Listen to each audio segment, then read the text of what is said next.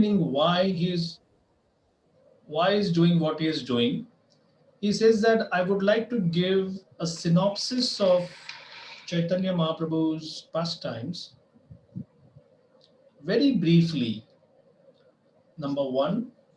Secondly, he doesn't want to miss out on those incidents which are not covered in another book, the Chaitanya Bhagavat. So these are one or two considerations.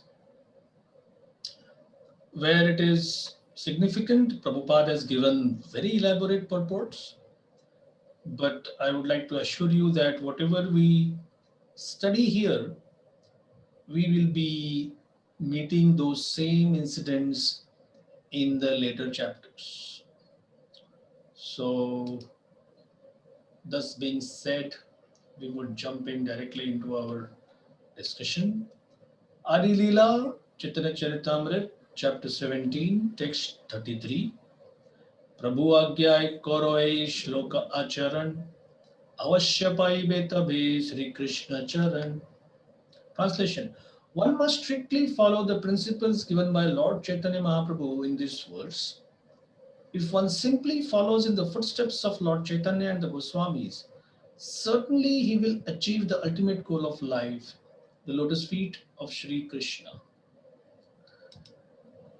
Now, at least we have Gary Prabhu here, others I don't know, who he lives so far away from a temple, the devotee language, the jargons we use. How does one deal with this, especially being born and brought up in a totally different atmosphere? So, one of the leaders of the movement, he is now in California, a very senior person, one of the most dedicated followers of Srila Prabhupada, and coming from a very opulent attorney's family.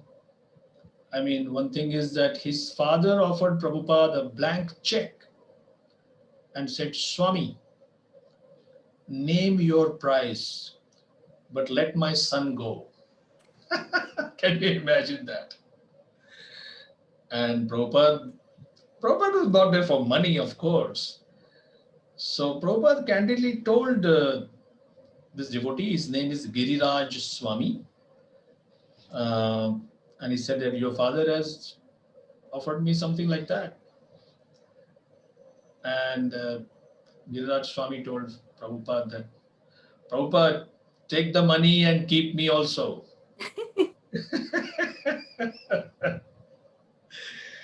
So, he's one of my favorite instructing spiritual masters. And I'll tell you why. One or two things he has said over the last, I'm hearing him from 1994 or 95. So it's like 25 plus years. We don't meet regularly. I don't meet him. He had a heart situation, so he cannot travel. But now, of course, over the last 8 or 12 years, he has begun traveling. And now because of pandemic, he is mostly giving online classes. One sentence, just one sentence, and it has stuck with me over the last 2 decades, that Prabhupada's books are not complicated. Number one, Prabhupada did not write to impress scholars. Prabhupada did not write to impress publishers or mass media. Prabhupada spoke from his heart.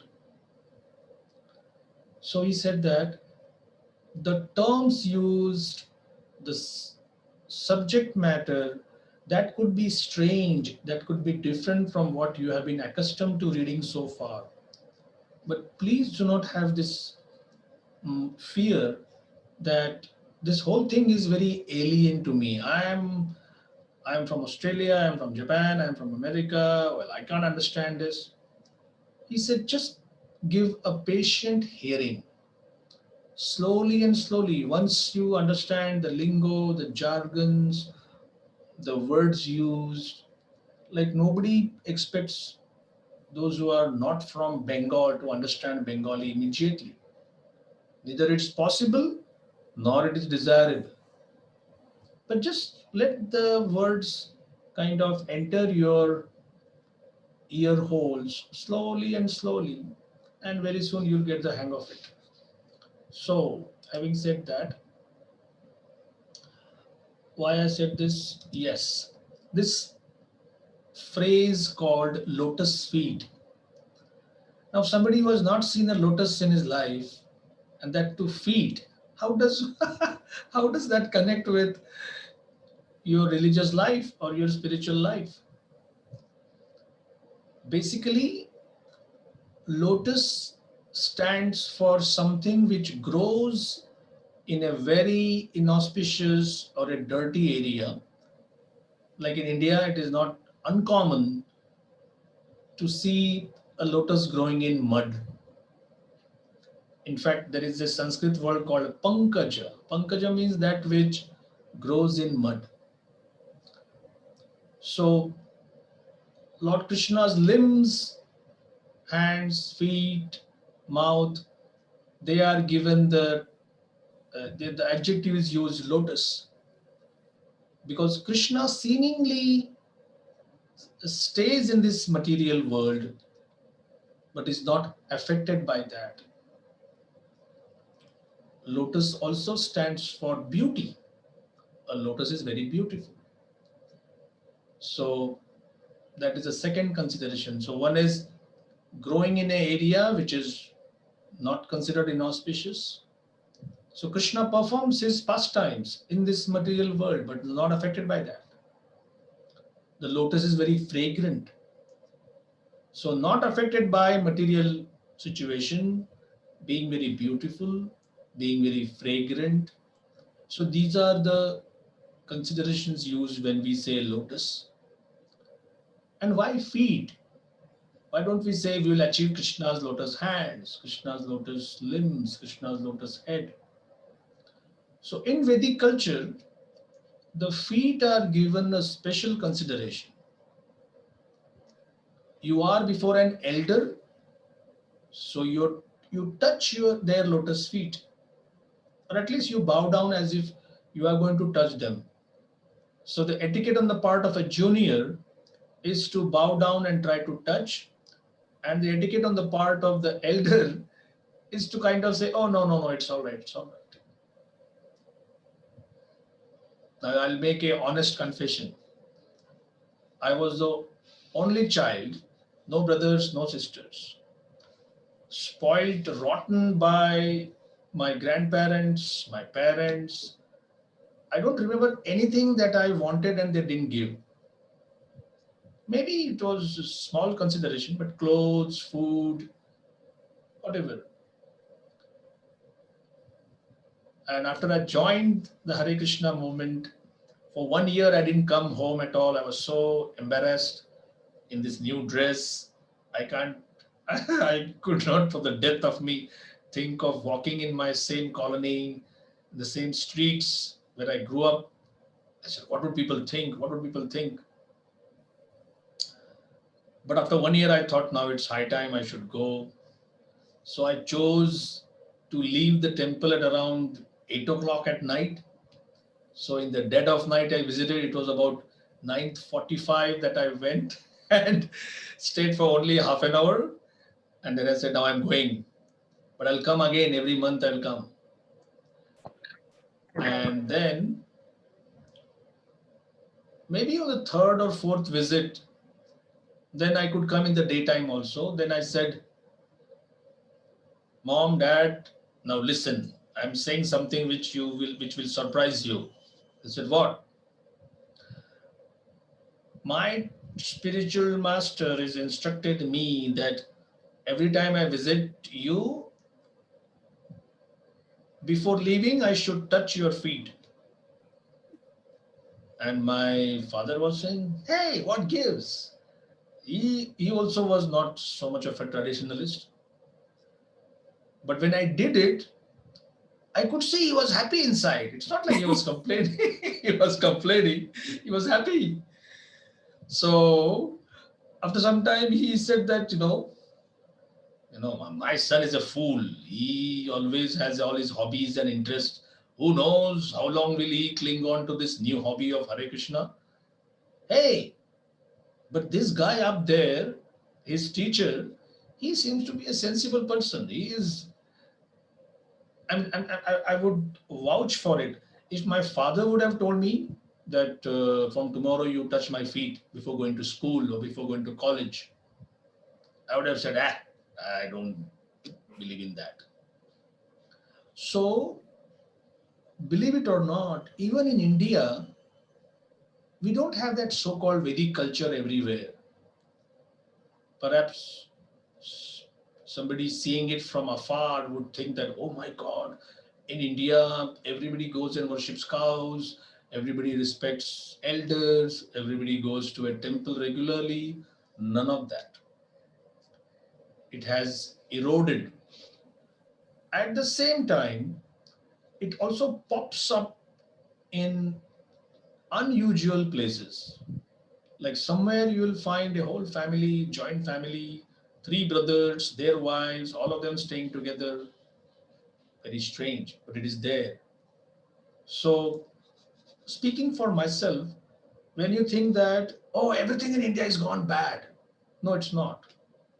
You'll always find some remnants of very pure culture being available. And if you think that everything in India is hunky dory, oh, yeah, this is the best place to perform spiritual life, everybody's cooperative, nice, honest. Whoa, none of that. So, don't get caught up in either extremes. Srila Prabhupada is our guide. His purports are what we understand to be authentic Vedic culture. So just see the difficulty Prabhupada had. He gave the map, the roadmap of the culture in his purports. And when you see the actual dealings with his disciples, you understand how he built a bridge. Prabhupada, by his own behavior, would encourage. Almost all of his disciples vouch for it that if Prabhupada would be angry, they were 100% sure it was for their eternal benefit.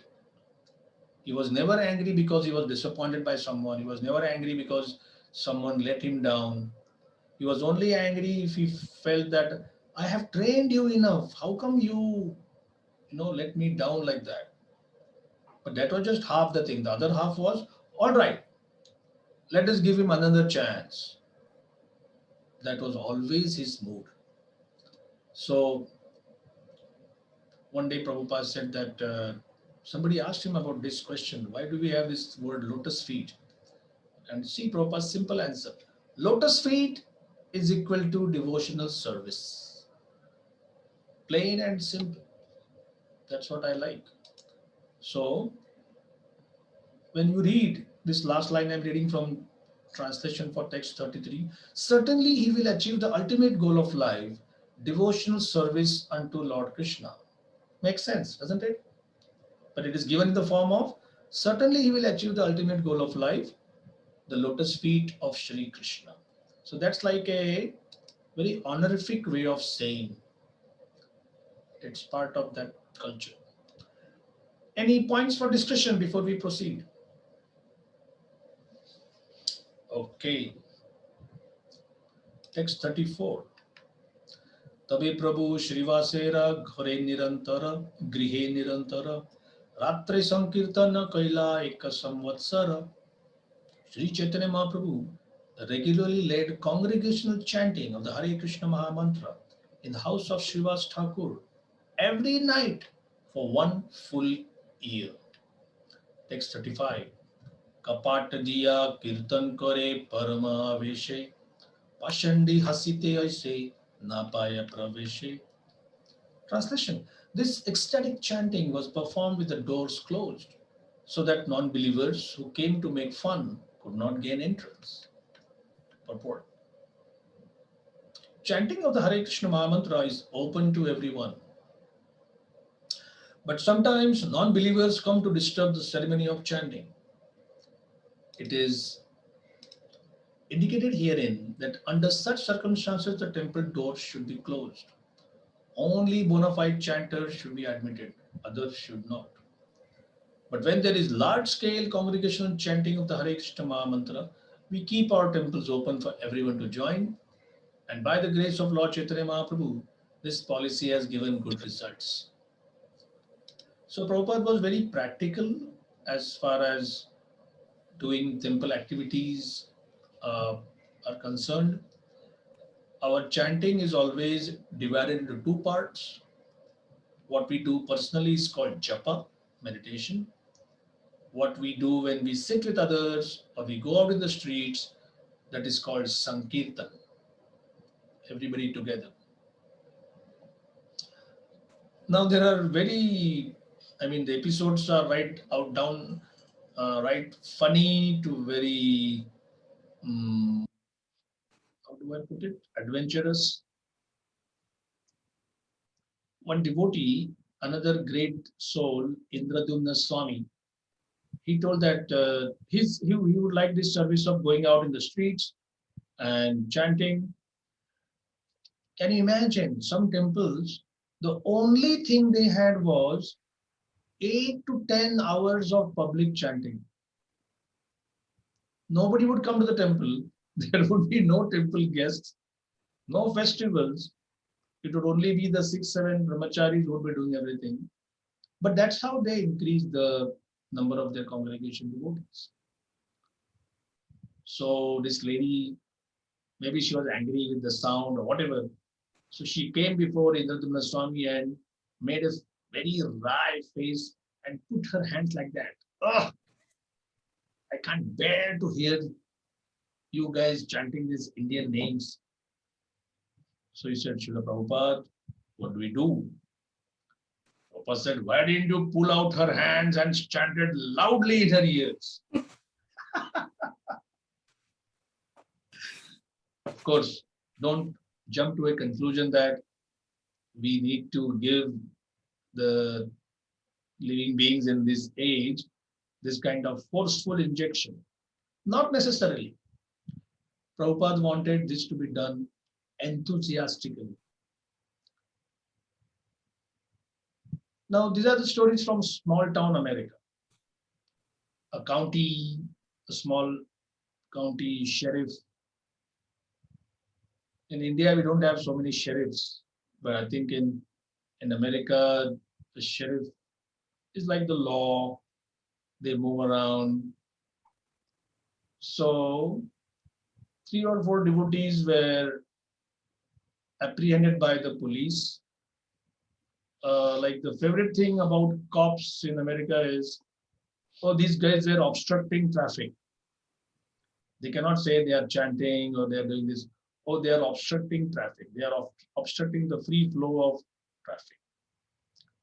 So it was evening. All 5 or 6 were arrested and put in a cell. And it was not torturous or anything. They could sleep nicely. They offered them food, which of course they didn't eat. And the next day morning, 9 o'clock, their case comes before the sheriff and he brings them to some small court. And they said, so, my lord, what is this is the situation. These are Hare Krishnas and they are being caught for upsetting the traffic and they are a nuisance. So this small town judge said, no, they are not. I mean, I see them regularly and I like their dancing and they're like, oh, they add color to our situation here. Sometimes it's so boring living in this small town, but these fellows, I like them. So they said, so what's the charge? No charge. Relieved. Dismissed. So they came back to their temple and they met Prabhupada many weeks or months later. And they told that, Srila Prabhupada, this one small town judge, He actually said, I like it. And Prabhupada said, oh, he's making advancement. And they were surprised. What do you mean making advancement? Prabhupada said, anybody who appreciates Lord Chaitanya's Sankirtan, he immediately makes advancement. And Prabhupada made a face as if rapid strides in devotional service by just appreciating it. So, there are hecklers, there are people who would have placards saying Jesus saves and atheists burn and now is the day of judgment. So this you find everywhere. Religious fanatics are everywhere. In fact, Radhanath Swami Maharaj tells the story of a heckler who said that with all your chanting and all your dancing, you're all going to hell. So he said, really? And where are you going, my dear sir? He said, I am going to heaven. He said, oh. Then he asked Radhanath Swami, why don't you give this up? This is from the Satan. And come to me in heaven. And Maharaj said, if heaven has people like you, I would prefer hell.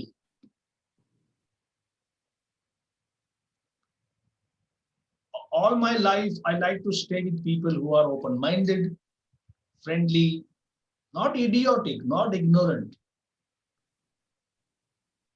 So, over the last 30, 40 years, devotees have had their share of, so many such incidents.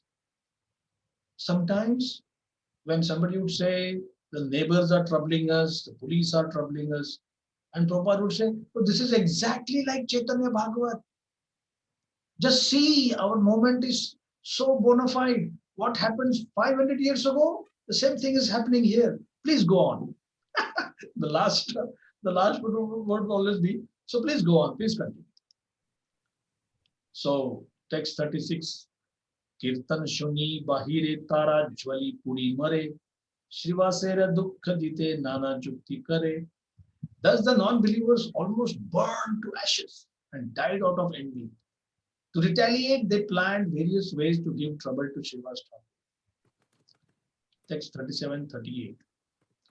Ekadina Vipranam Gopal Chapal, Pashandi Pradhan Sai Durmukha Vachal, Bhavani Pujar Sabha Samagri Loya, Ratre Shrivasera Dware Sthana Lepaya. Now we are reading about a conspiracy. One guy, a Brahmana, very powerful, intelligent, respectable member of society, he came and asked that you guys do all this all night partying. I see the music, I hear it. Can I come inside? And they said, no. No? You dare tell me that I cannot come? And then he checked with other people and they say that, what do you think about Shrivas and these guys? They very close people and few, and they have this music and song and dance.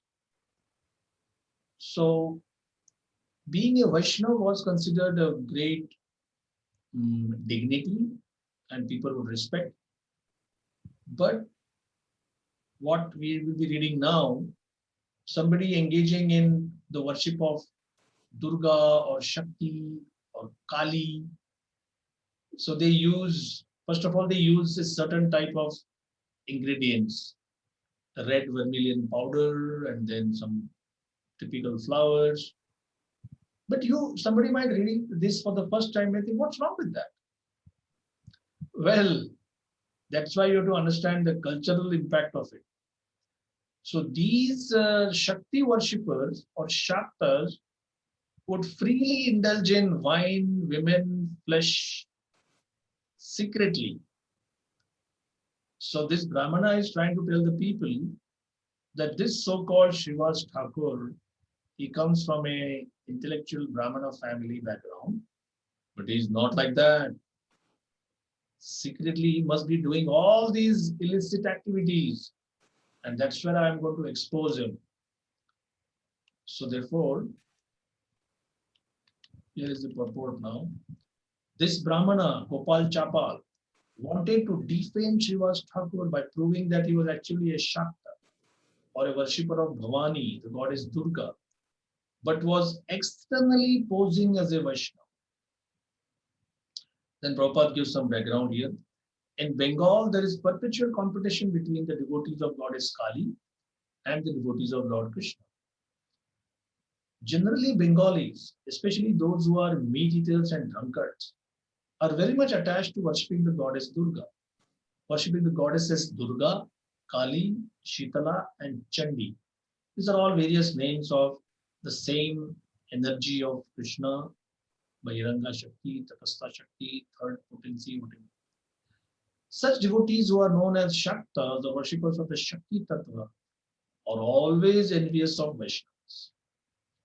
Since Srivas Thakur was a well-known and respected Vaishnava in Navadvip, Gopal Chapal wanted to reduce his prestige by bringing him down to the platform of a Shakta. This is the main important thing here. He could not stand the prestige which was given to Srivas. Therefore, outside Srivas Thakur's door, he placed various paraphernalia for worshipping Bhavani, the wife of Lord Shiva, such as a red flower, a plantain leaf, a pot of wine, and reddish sandalwood paste.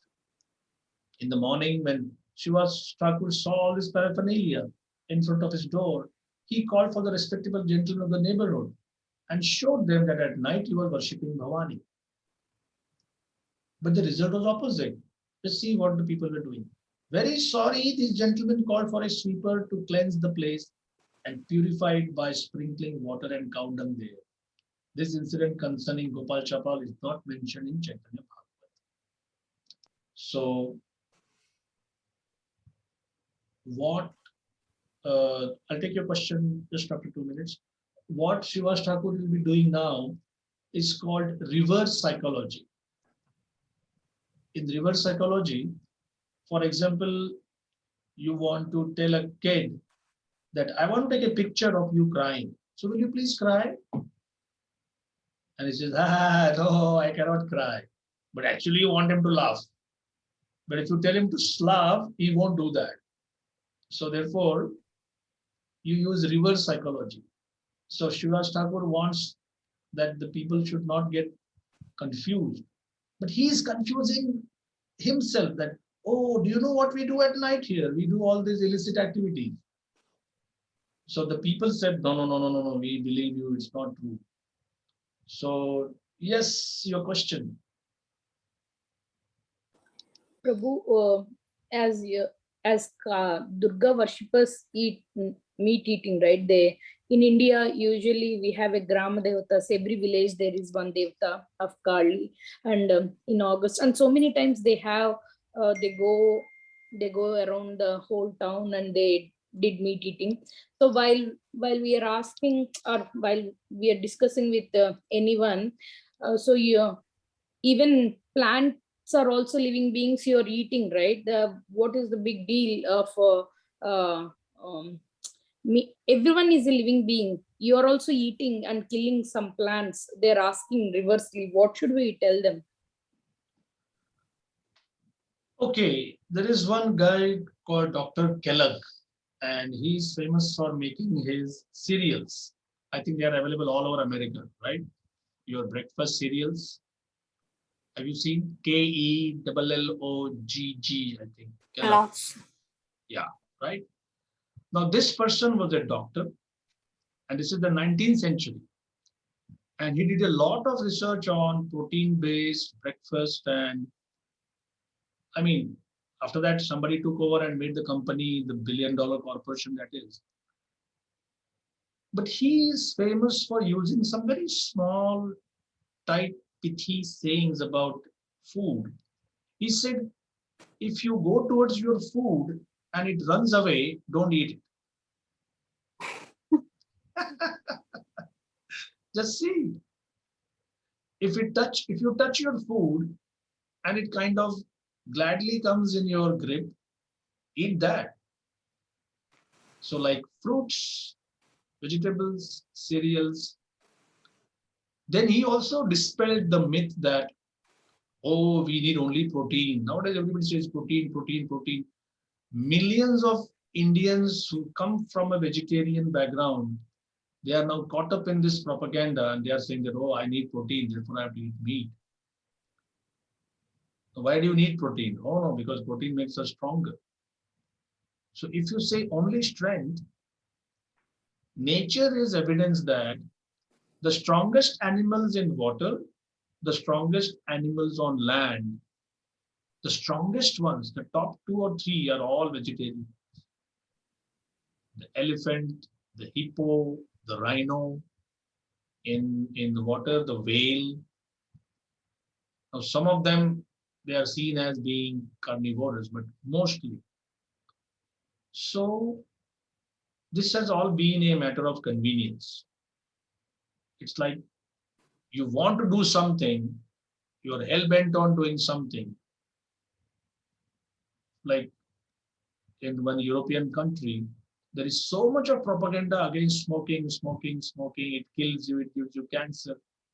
So one company came up with a slogan saying, I don't care, I like to smoke. To hell with you and your data and statistics and everything. Who's going to die? I'm going to die. So why, what gives? Why do you care about it? So this kind of thing works in this age. People are very much eager, even at the cost of their own welfare. So this is a good question. Why do we like to eat meat?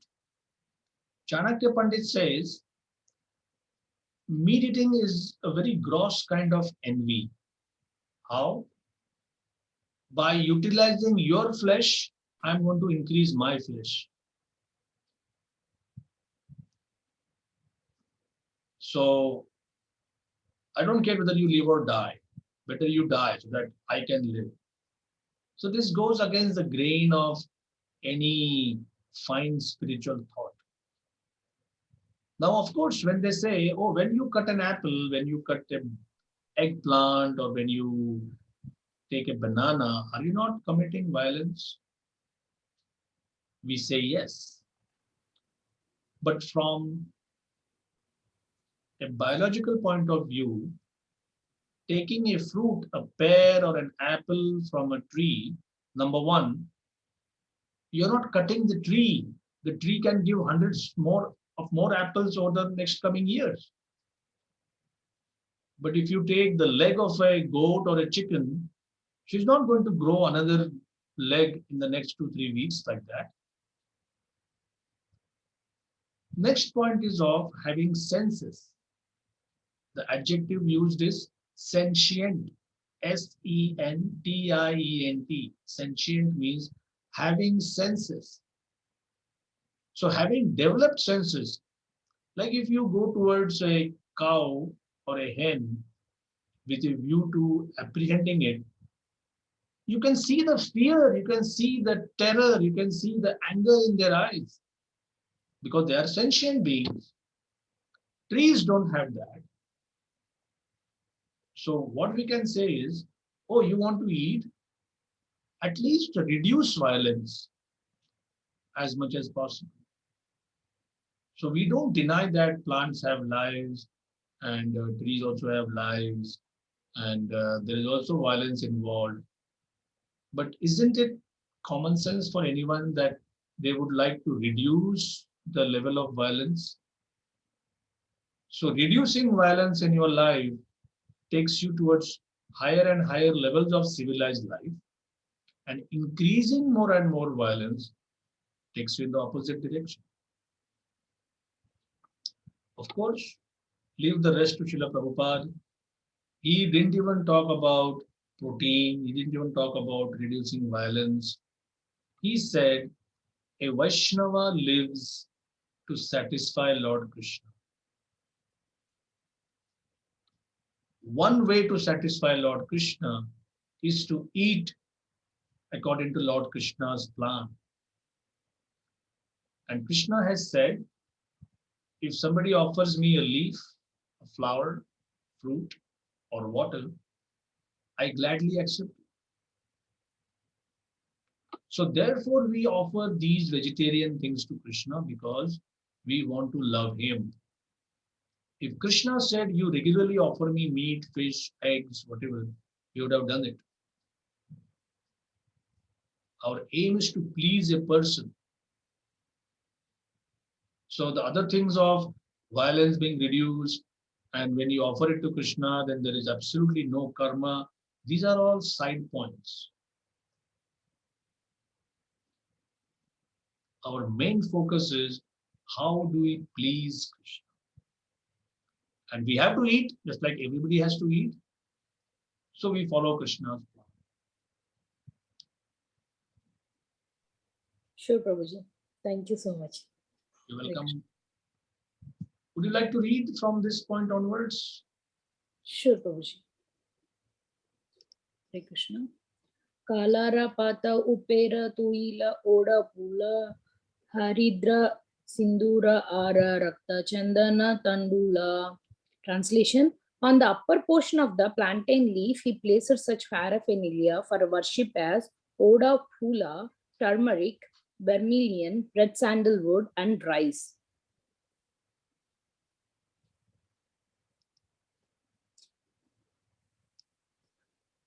मध्य बांडे पासे धारी निज ग्रहे गेला पार्ता केले श्रीवास तहाता देखिला. He placed a pot on wine beside all this, and in the morning when Srivas Thakura opened his door, he saw this paraphernalia.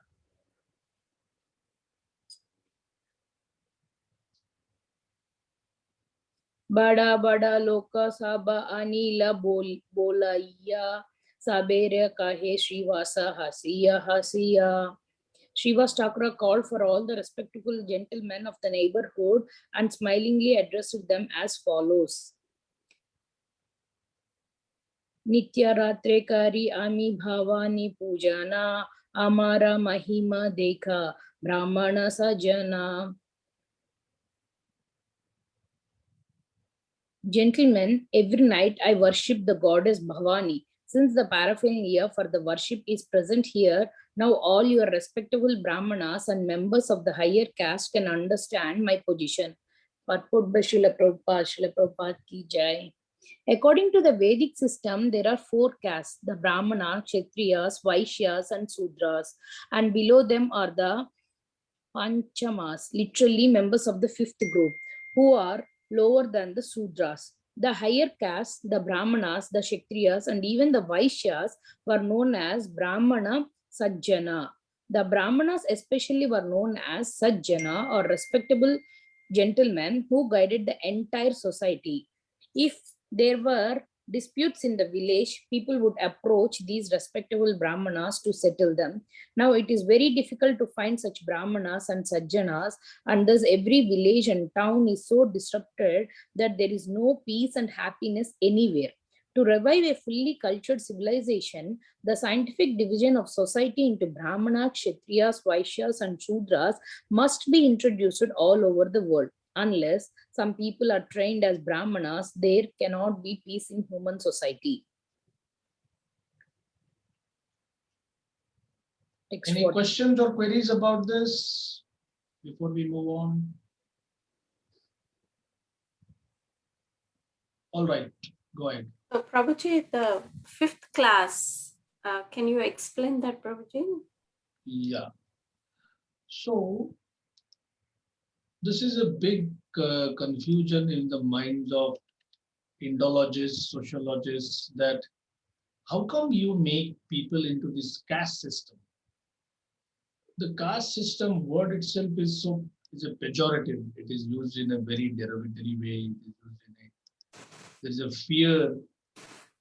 But actually, if you study European history, you had the clergy, you had the knights, and you had the serfs.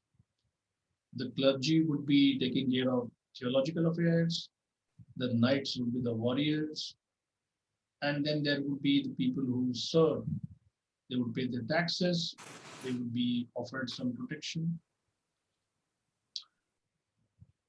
So if Europe had nothing to do with Vedic culture for hundreds of years, how come we see these four classifications here too?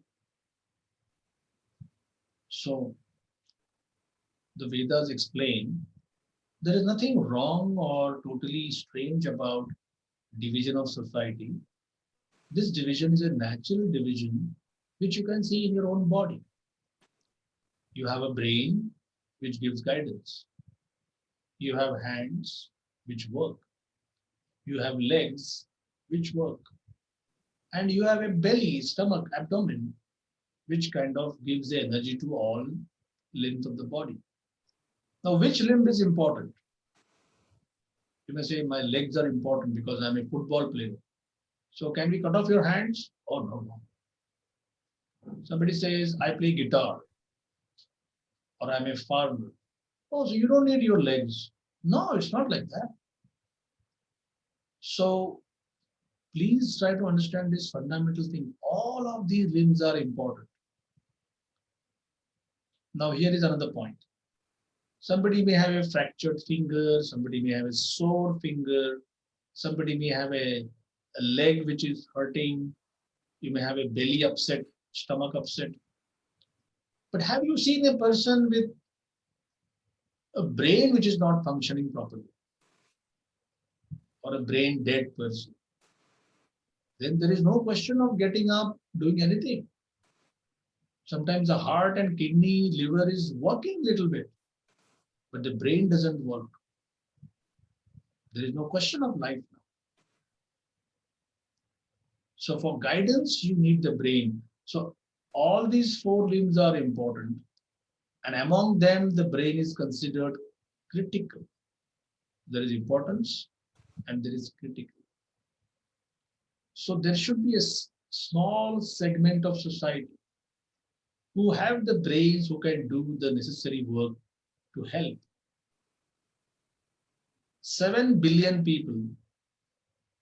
I think Corona was present in 188 out of 196 countries. There are just few islands and other places in the Pacific where Corona and pandemic was not seen yet. That's why it's called a pandemic. Out of 7 billion people, there could be 3 or 400 who were working on a vaccine. So you see the percentage. It's not like anybody and everybody can work on manufacturing a vaccine. You require specialized training.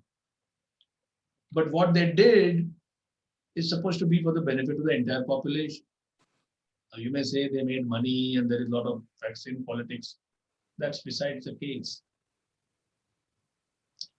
So just like there is a pandemic and there are few intellectuals who are working on it, similarly, spiritual ignorance is also considered a pandemic. People don't have knowledge. And there are few who work on giving that knowledge. And therefore, they are the Brahmanas. And therefore, Prabhupada always says the society needs those Brahmanas. So it is not like somebody can be artificially made into a Brahmana. Like the son of a judge, High Court judge, cannot say that because my dad is a judge, I am also a judge. No, you have to prove. So Panchama comes from the word Pancha, Panch, 5. And society would be having that kind of a hierarchy. Now, even in your own organization, even in the US Senate, US Congress, you have the president who is considered the CEO, who is the top executive officer. Next to him could be the Secretary of State. Then there are others. Then the senators. Then the congressmen. Then people who work under them. So when you say, oh, you work under him, that's not considered offensive. It is just the nature of work. So intellectuals, administrators, farm producers, farmers, then craftsmen, and then slowly you come down, and that's how society would be organized. So that's why the panchamas are those below the first four. Was that your query? Yes, Prabhuji.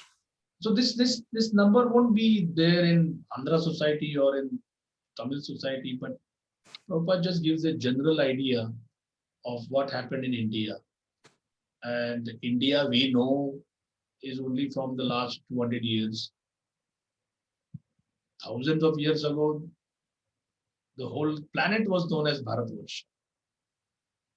Now Bharatvarsha has come to a very contracted, uh, kind of very small place. So all over the world, there would be uh, a way of life, not according to how things would be done in the heartland of India, but at least those rulers would pay their taxes and they would acknowledge that, okay, here is a emperor and we are under him. But as the years went by, people slowly got cut off, and Prabhupada saw the behavior of the Turks, then some of the warrior like people of Europe. And he said, well, these are the Kshatriyas who ran away when Parshuram started his program of defeating Kshatriyas everywhere. So in some places, there is so much of a martial spirit that at the slightest pretext, people start fighting. So fighting is given a top-notch kind of respectable position in their society. So this is how we can see some of the remnants of Vedic society. I'm giving something very strange because these small tidbits of information, they really kind of tickle my intellectual nerves. We say we don't eat onion and garlic because they are considered in the mode of passion and ignorance. Now people say no, but garlic is good for the health. Garlic gives you. I understand there are health benefits. Egyptian priests were not allowed to eat onion and garlic 2000 years ago. So there are some things which a Brahmana is not supposed to do. Like I went to West Virginia, and West Virginians are seen as, rural folk. They chew tobacco and they spit, not everywhere, but something like India. You see people chewing tobacco and spitting. Now, if you see the president of the United States chewing tobacco while giving a class or while giving an interview, that would be seen as a complete no-no. Barack Obama, such a nice guy, but is a heavy smoker. But never once was he photographed smoking because he was told there's a big campaign. It's a big disease. Smoking causes cancer. So he didn't give it up, but he made sure that he's not found smoking publicly. Otherwise, in the 1970s and 80s, people would be regularly smoking on TV shows because people are not so aware that this is bad. Why I'm saying this? So there are some things which people expect that the elite of society should not be doing that. And this is everywhere. So what exactly is Kali Yuga? Where you see the elite and the people below them, they have the same lifestyle. And that is where people start losing faith. Hey, if you're also eating the same thing, you're also behaving the same way, then why call yourself first class? Are you getting the point? So therefore, Prabhupada said we need to make a society where at least a few percentage, in one conversation, Prabhupada said 5%, just 5% of the population follows Vaishnava lifestyle, there will be immense benefit for the rest of the world.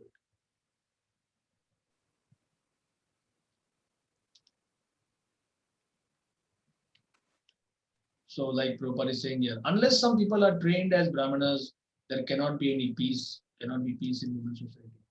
And the best thing is Prabhupada is saying trained. Now, in training, there is failure. In training, there is experimentation. Like somebody wants to be trained as a gymnast. Doesn't mean you get 10 out of 10 the very first try. Somebody is being trained as a doctor. Somebody is being trained as an engineer. Somebody is trained as a farmer. Doesn't mean you get the same production every year. But you work under the guidance of somebody who knows things, and that's how you gain your experience. Like I see myself, I'm a talk of being a Brahmana, I'm intellectual. So many times you catch yourself having such such a low quality of thoughts, such degraded thoughts that comes from your previous background. So the understanding is, it's not that you got a thought, therefore you are a criminal. What are you going to do about it now? Do you have a mechanism? Can you open up before someone and say that these are the thoughts which are troubling me? And they say, oh, that's okay. Don't do this now. So these are some things which Prabhupada gave as a matter of training. So it's time